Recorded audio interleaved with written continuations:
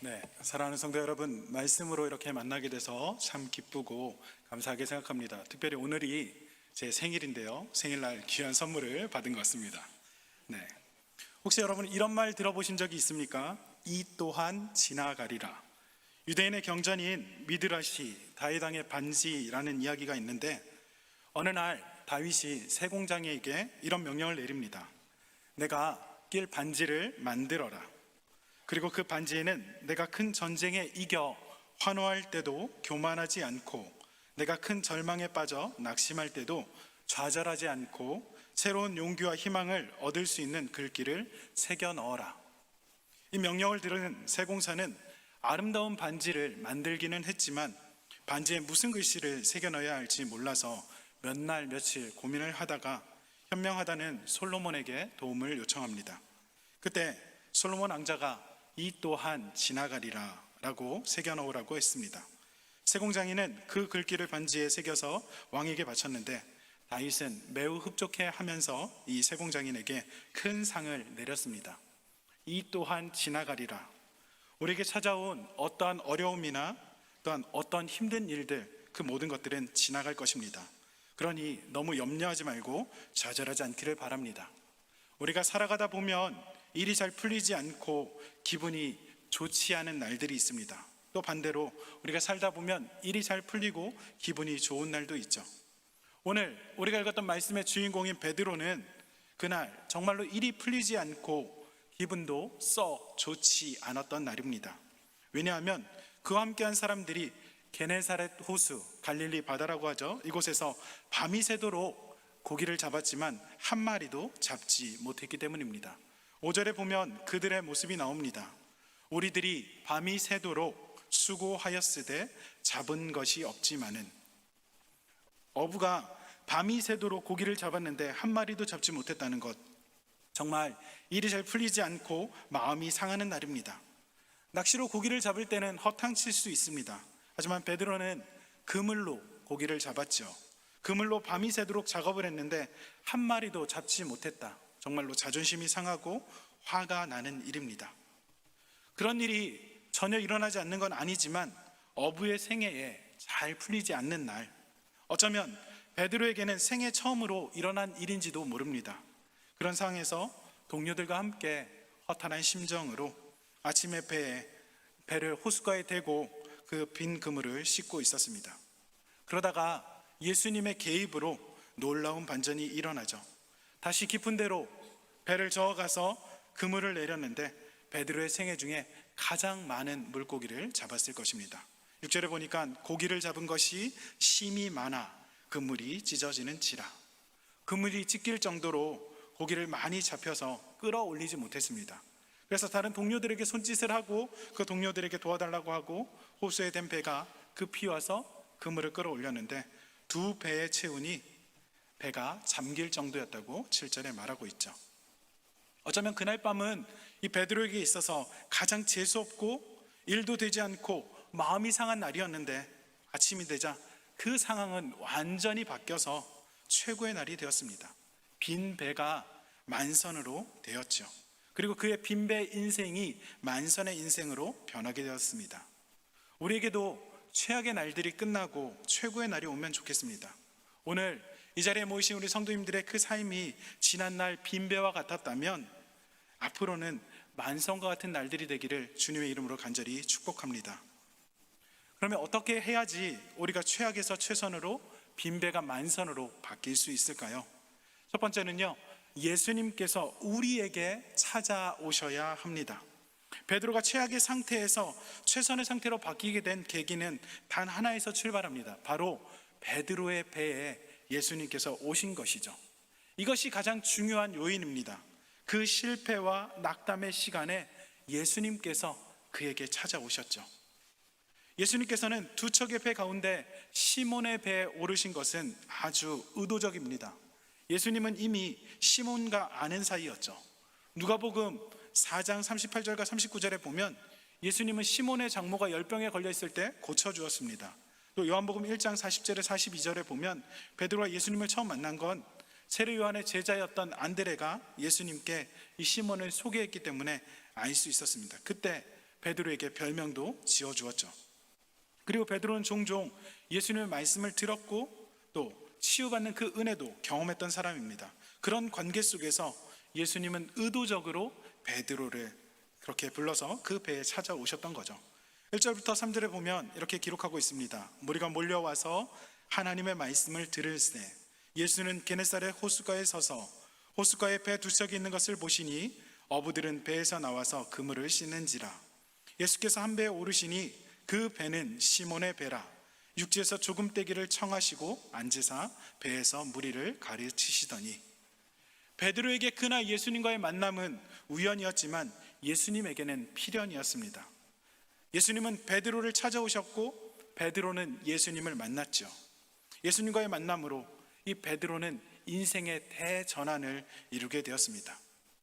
만약에 말입니다, 예수님이 베드로를 찾아갔을 때 베드로의 배에 생선이 가득 차 있었다면 베드로는 마음이 분주해서 이 고기를 빨리 팔고 돈을 얼마 벌 수 있을까의 생각에 예수님을 영접하지 못했을지 모릅니다. 아마도 고기를 손질한다고 베드로는 정신 없었을지도 모릅니다. 그러나 예수님은 빈배 가운데 허탈해 있는 그 시몬을 찾아가셨고 그는 진정으로 예수님을 만날 수 있었죠. 우리가 살다 보면 이렇게 내 삶이 빈배와 같은 그런 허전한 때를 종종 만나게 됩니다. 어떤 때는 내 건강이 무너져서 빈배와 같이 될 때가 있습니다. 생각하지 못한 질병으로, 사고로 우리의 건강이 나빠질 때 우리는 빈배와 같은 인생을 경험하게 되죠. 병원 침대에 누워서 보이는 것은 천장의 형광등이고 몸을 제대로 가누지도 못하고 먹는 것도 편치 못한 그런 순간 말입니다. 수술을 기다리며 금식하며 초조해하는 그 순간 말입니다. 모든 것이 무너지고 허탈하고 허망한 순간이죠. 사업에 실패해서 우리가 빈배와 같은 인생이 될 때도 있습니다. 1980년대 초반 저희 집은 부산 춘해병원 뒤에 범내골 시장에서 제법 크게 계란 도매상을 했습니다. 제가 알부자 출신입니다.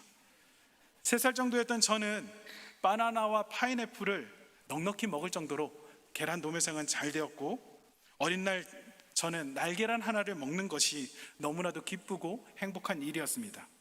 그러다 부모님께서는 이 가까운 곳에 있는 명장동에 신도시가 생긴다고 이사를 결정하셨습니다. 그곳에서 고추 기름 방앗간을 하면 지금보다 돈을 더 많이 벌 수 있다는 그 소식에 가게를 정리하고 모든 비용을 그 고추 기름 방앗간에 투자하셨습니다. 따로 얻을 방도 없어서 모든 비용을 주고 얻었던 그 가게 위층에 다락방 생활을 했습니다. 그런데 예상과는 달리 그 상권이 잘 형성되지도 않았고 방앗간은 잘 안 됐고 2년이 채 못 돼서 저희 집은 쫄딱 망하게 되었습니다. 모든 것을 정리하고 인천에 있는 18평 연립주택에 방 한 칸을 얻어서 어머니의 조카와 겹새살이를 시작하게 되었습니다. 많은 고생 끝에 지금은 안정적으로 생활하게 되셨지만 한국 돈으로 10원에 3개 줬던 땅콩 캐러멜 하나도 얻어먹지 못했던 그때가 아마 저희 부모님에게 있어서 모든 것이 무너져버린 허망한 빈배와 같은 인생의 시간이 아니었나 생각해 봅니다. 그런데 명장동으로 이사하고 방앗간을 할 때 땅거지 같은 제게 여름에 북치고 지나가던 사람들이 쭈쭈바를 하나 이렇게 주면서 붉은 벽돌에 있는 저 건물에 오면 쭈쭈바 1개를 더 준다라는 그 기쁜 소식에 교회를 처음으로 나갔습니다. 그 걸음이 지금 여기까지 이어지게 되었죠. 내 가정의 문제를 만나 우리가 허탈의 상태에 빠질 수도 있습니다. 문제가 없는 가정이 어디 있을까요? 남편 때문에 속 썩는 아내분, 자녀 때문에 걱정과 고민이 끊이지 않는 부모님들, 그리고 아내 때문에 오히려 힘들어하는 남편분들. 그런데 이때가 우리 주님이 찾아오시는 때인 줄 믿으시길 바랍니다. 바로 그때 우리는 예수님을 만나 그 주님을 붙들어야 하죠. 이것이 빈배의 인생 가운데 찾아온 하나님의 은혜라는 것입니다. 이런 우리에게 우리 주님께서 찾아오십니다. 우리가 성공했기 때문에 예수님이 들어올 자리가 없다면 그것은 축복이 아니라 오히려 비극이죠.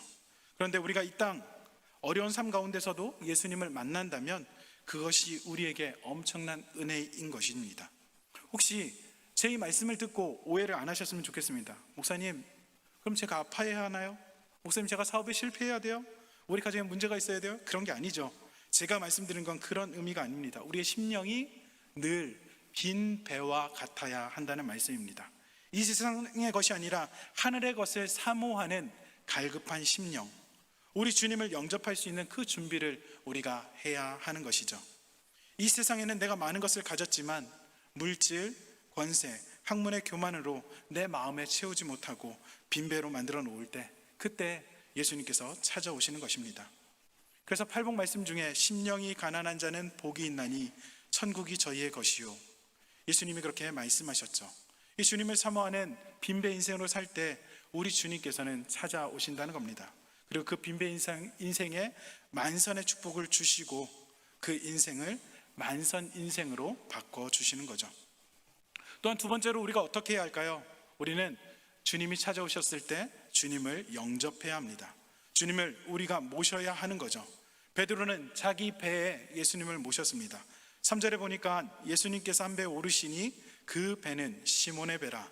육지에서 조금 떼기를 청하시고 앉으사 배에서 무리를 가르치시더니, 예수님이 베드로의 배에 오셔서 그의 1차적인 그 목적은 배를 강단 삼아 호숫가에 모인 그 사람들, 그 무리들에게 하나님의 말씀을 전하기 위해서 배를 호수 안쪽으로 이동하라고 부탁하십니다. 밤새 그 그물줄로 인해서 몸과 마음이 지칠 대로 지쳤던 이 베드로, 예수님의 행동과 요구가 썩 달갑지 않습니다. 하필이면 내가 성공하고 만선이 된 날이 아니라 하필이면 허탕친 날에 마음도 좋지 않는데 왜 내 배에 오르시는 건가? 안 그래도 피곤한데. 배를 빌려주면 예수님의 설교가 끝날 때까지 기다리고 있어야 되는데.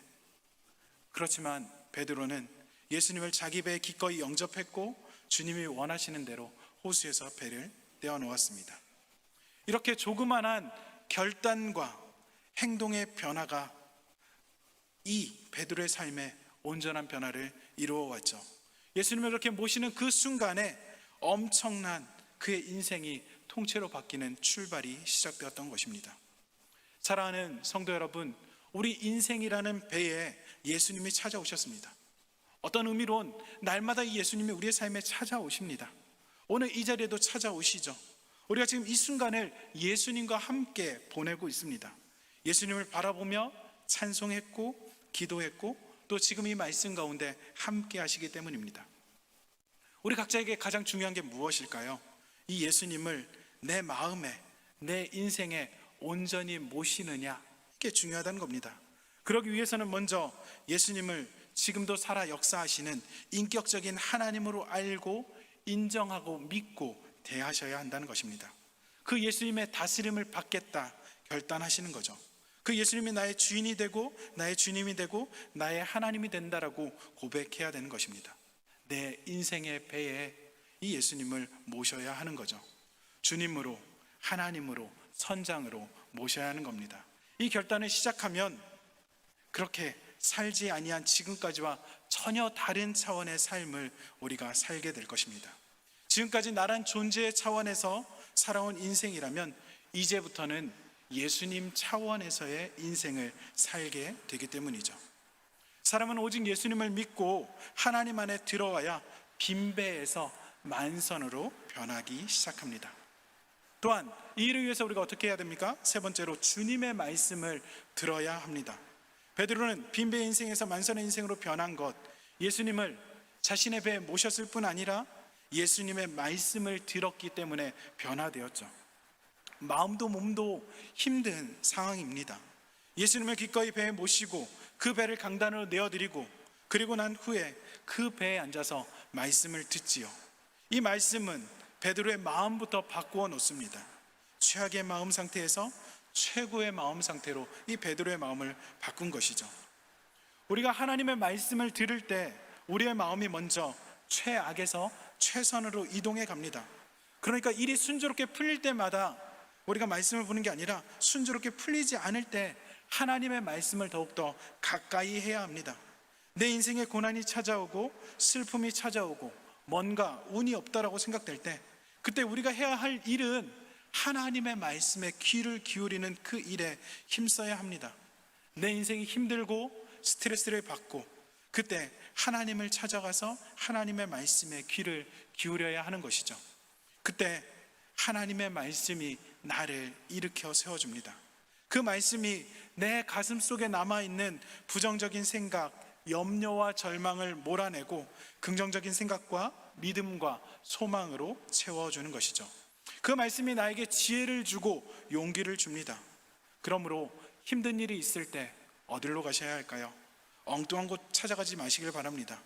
구약의 왕들은 병이 들었을 때 하나님을 찾지 않고 엉뚱한 걸 찾다가 완전히 멸망하는 장면들 여러 등장합니다. 평소에도 하나님의 말씀을 들으시고 어려울수록 더욱더 하나님의 말씀에 귀 기울이시길 바랍니다. 그 말씀이 우리를 다시 세우시고 살리실 것입니다. 마른 뼈도 살아나게 하는 그 말씀 말입니다. 우리가 말씀을 들었다면 그 다음엔 어떻게 해야 될까요? 이 말씀에 순종해야 하죠.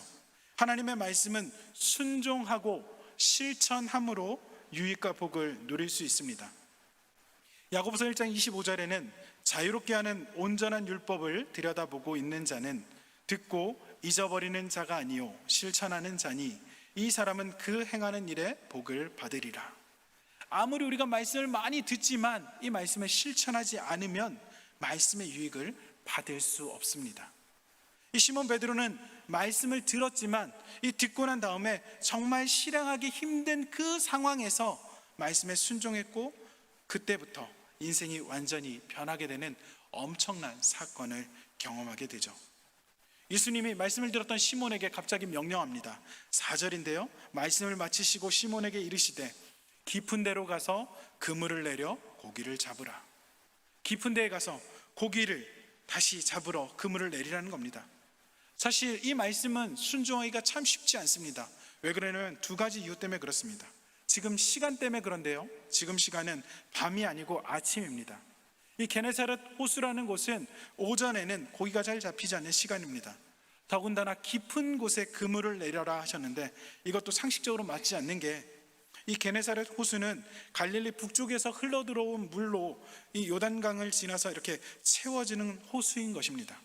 그런데 북쪽에서 내려오는 그 물은 만년설이 녹아서 흘러오는 물로 아주 차가워서 그 차가운 물이 호수의 깊은 곳부터 먼저 채워가기 때문에 호수의 깊은 곳은 물이 차갑죠. 그래서 갈릴리 호수에 대체적으로 깊지 않은 물에 깊은 곳에는 고기가 없고 깊지 않은 그 곳에 고기들이 몰려 있는 것입니다. 근데 고깃대가 해가 떠오르면 호숫가로 이동하게 되는 거죠. 이런 이치를 누구보다 잘 알고 있었던 베드로인데 목수 출신의 예수님이 이런 명령을 하니 쉽게 반대하고 무시할 수 있지만 그럼에도 불구하고 5절에 어떻게 합니까? 우리들이 밤이 새도록 수고하였으되, 밤새서 물고기 잡는다고 고생했는데 그런데 어떻게 합니까? 순종하기 어려운 그 순간에 잡은 것이 없지만은 말씀에 의지해서 내가 그물을 내리리이다 라고 그렇게 말하죠. 그러니까 정말로 지쳐있는 그 상황에서 그 말씀에 순종하면서 그물을 내린다라고 말합니다. 그런데 베드로가 예수님을 부를 때 어떻게 부릅니까? 선생님이라고 부릅니다. 예수님을 주여라고 부르거나 아니면 랍비어라고 대부분 사람들이 불렀는데 이 장면에서는 선생님이라고 부릅니다. 랍비는 일반적인 명칭으로 랍비라는 직함을 가진 사람들에게 붙이는 직업적인 명칭입니다. 반면에 우리 주님과 자신과의 관계에서 종이 되고 상대방은 그 주인이 된다는 호칭, 그게 주인님, 주님이라는 뜻이죠. 그런데 선생님이라는 이 단어는 그 중간쯤 되는 단어라고 생각하면 됩니다. 상대방의 관계가 주인과 종의 관계가 아니라 온전히 형성된 게 아니라 무언가 권세를 인정하지만 그런데 주인이라고 부르기는 애매할 때 그때 이제 선생님이라는 그 칭호를 부르는 거죠. 아마 이 예수님의 말씀을 들으면서 그냥 랍비라고 부르면 안 될 분이다 라고 생각했던 것 같습니다. 그래서 선생님이라고 예수님을 베드로는 그렇게 부르죠. 무리들에게 가르치는 하나님의 이야기를 들으면서 그의 마음에 무언가 감동이 다가왔을 것입니다. 그 말씀을 들었더니 얻었던 마음이 밝아지고 비참했던 그 부끄러움이 덜해지고 부정적인 마음이 좀 사라졌을 것 같습니다. 그만큼 말씀을 듣는다는 것 중요합니다. 말씀을 듣는다는 것, 내가 그 말씀을 들음으로 그 말씀이 나를 다시 살리게 되는 거죠. 그때 베드로는 용기 있게 결단합니다. 말씀에 의지해서 내가 그물을 내리겠다. 여전히 뭔가 미심적인 건 남아 있습니다. 잡은 게 없지만 또 못 잡을 수 있다라는 그런 걸 전제하고 있습니다. 허탕칠 수 있다는 거죠. 그런데 나중에 물고기를 잡자, 주여 나는 죄인이로소이다, 나를 떠나소서. 거기는 이 말을 실행하면서도 믿지 못했던 자신의 불신앙을 고백하고 있는 거죠. 왜냐하면 그가 어부로서 알고 있었던 경험과 상식은 예수님의 말씀과 반대였기 때문입니다. 지금 그에게는 믿음의 결단이 필요합니다. 그래서 말씀에 의지했다라고 고백하는 거죠. 실패하더라도 말씀을 내가 믿어보겠다, 아니 주님의 말씀을 의지하면 될 것이다 라는 이런 결단을 내리고 있는 것입니다. 믿음은요, 근본적으로 의지적인 결단입니다. 왜냐하면 결단해야 우리에게 실행이 되고 순종이 되기 때문이죠. 결단하지 않는 일은 결코 일어날 수 없습니다. 그러므로 우리가 이렇게 구체적인 결단이 필요한 것이죠. 베드로처럼 말입니다. 말씀에 의지해서 내가 깊은 바다에 가서 그물을 내려 고기를 잡아보겠습니다. 얼마나 구체적이고 현실적인가요? 이런 결단이 그의 삶에 신앙을 자라게 하고 최악에서 최선의 삶으로 돌이키게 하고 빈배 인생을 만선의 인생으로 바꾸게 된 것이죠. 아주 작은 그 결단 하나 말입니다. 그 결단은 말씀에 의지해서 하는 것입니다. 내가 결단할 때 내 의지, 내 경험, 내 지식을 떠나서 오직 말씀에만 내가 결단하겠다. 말씀을 의지하겠다는 건 다른 가능성, 다른 생각은 제쳐두고 예수님의 말씀이 주는 그 약속을 가슴에 품고 결단하겠다라는 뜻입니다. 우리들이 하나님의 그 말씀을 들을 때 주님의 약속으로 그것을 받으시고 실행하고 결단하길 바랍니다. 그렇게 지체하지 않고 실행하는 베드로의 모습이 있기를 바랍니다. 6절에 보니까 그렇게 하니 바로 베드로가 실행하죠. 그 결과 빈배가 만선이 됐고 다른 배들도 만선으로 바뀝니다. 예수님이 찾아오고 영접하고 말씀을 듣고 순종하고 결단하고 실행했을 때 어떤 변화가 일어납니까? 생애의 최고의 일이 나타납니다. 어부에게 있어서 최고의 일은 무엇일까요? 고기를 많이 잡는 게 최고의 일이죠. 그날 베드로는 자기 배도 만선이었고 이웃이었던 야고보와 요한의 배도 만선이 되는 그 놀라운 대박이 일어났던 것입니다. 최악에서 최고로 변했고 빈배에서 만선으로 변했습니다. 더불어 울음이 웃음으로, 불행이 행복으로, 낙담이 기쁨으로 변했던 것이죠. 그런데 이러한 기쁨은 시작에 불과합니다. 이 사건으로 베드로의 인생이 송두리째 바뀌게 되죠. 빈배의 인생에서 만선의 인생으로 바뀌게 된 것입니다. 어떻게 바뀌었을까요? 예수님을 보는 눈이 달라졌고 그분을 대하는 태도가 달라졌습니다. 그분을 부르는 호칭이 달라졌고 그분에게 드리는 말씀이 달라졌죠. 8절에 보면 이렇게 말하고 있습니다. 시몬 베드로가 이르시되 예수의 무릎 아래 엎드려 이르되 주여 나를 떠나소서 나는 죄인이로소이다.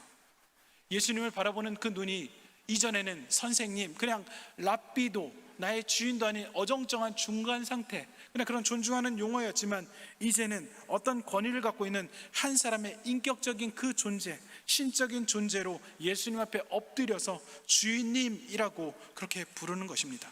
그러면서 나를 떠나소서 나는 죄인이다 라고 고백하는 거죠. 자신에게 주어진 이 놀라운 일을 경험하고 났더니 예수님이 창조주 하나님임을 인식하게 됐던 것입니다. 순식간에 그의 눈에서 무지의 눈곱이 떨어져서 그가 하나님을 제대로 바라볼 수 있게 된 것이죠.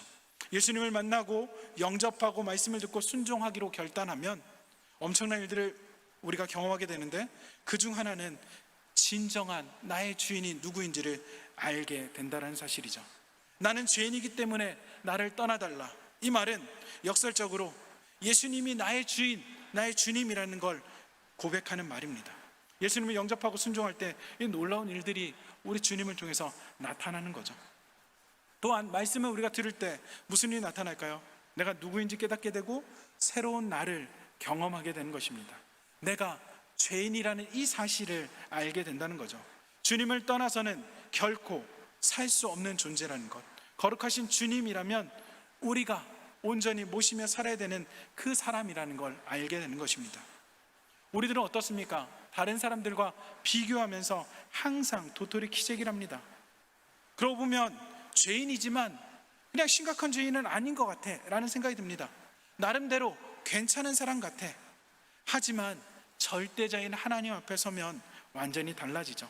진정한 빛 가운데 들어가 보면 내가 얼마나 더러운 죄인인지, 못된 존재인지, 구제불능인지, 중죄인인지, 한없이 죄만 짓고 살아온 그런 사람인지 깨닫게 되는 것입니다.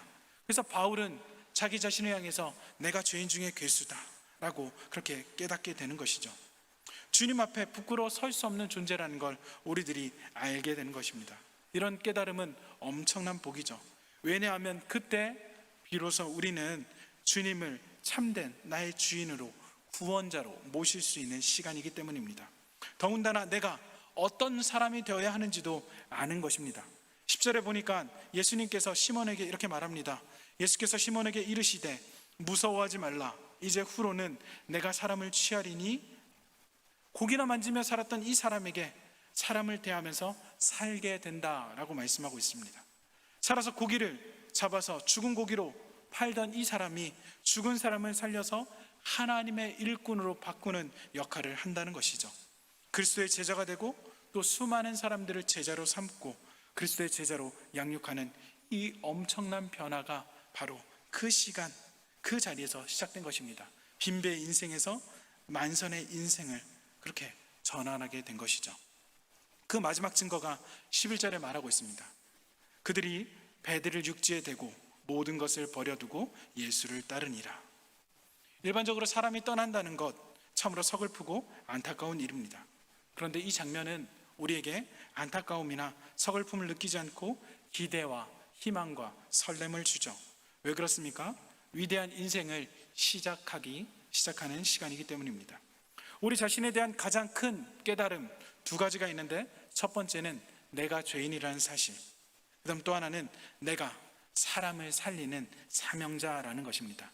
첫 번째를 깨달음으로 예수님을 영접하고 구원에 우리가 이르게 되고, 두 번째를 깨달음으로 예수님을 따라서 복음의 일꾼으로 살아가게 되는 것이죠. 우리가 예수님을 믿어서 구원에 이르렀다, 그게 끝이 아니라 이제 구원을 받았다면 그 이후에 예수님을 따라서 사람을 낚는 어부의 삶을 살아야 하는 것입니다. 구원을 받은 후에 우리의 삶은 다른 사람을 구원하는 그 삶을 살아야 한다는 것이죠. 그것이 빈배 인생이 만선의 인생이 되는 것입니다. 우리 인생에 무엇을 채워야 합니까? 먼저 예수님으로 채워야 합니다. 그리고 사람들을 살려서 채워야 하죠. 우리가 우리에게 주어진 사람들, 그리고 우리가 우연히 만나는 사람들, 알게 된 사람들을 사랑으로, 복음으로 섬기는 게 우리 인생에 남겨진 과제라는 것입니다. 사랑하는 부산 남교회 성도 여러분, 오늘 말씀은 우리 인생을 바꿔주는 놀라운 만남이 기록되어 있습니다. 빈배와 같은 인생에 친히 찾아오신 예수님, 그분의 말씀을 의지할 때 우리의 인생은 새로운 사명으로 바뀌게 됨을 봅니다. 예수님을 영접하시고 예수님의 말씀을 들으시고 순종하고 결단하시고 실행하시기를 바랍니다. 그러면 더 깊이 있는 신앙으로 우리는 들어가게 됩니다. 하나님이 누구인지, 예수님이 누구인지 깨닫고 체험하게 되는 거죠. 또한 내가 어떤 사람, 어떤 존재가 되어야 하는지도 깨닫게 됩니다.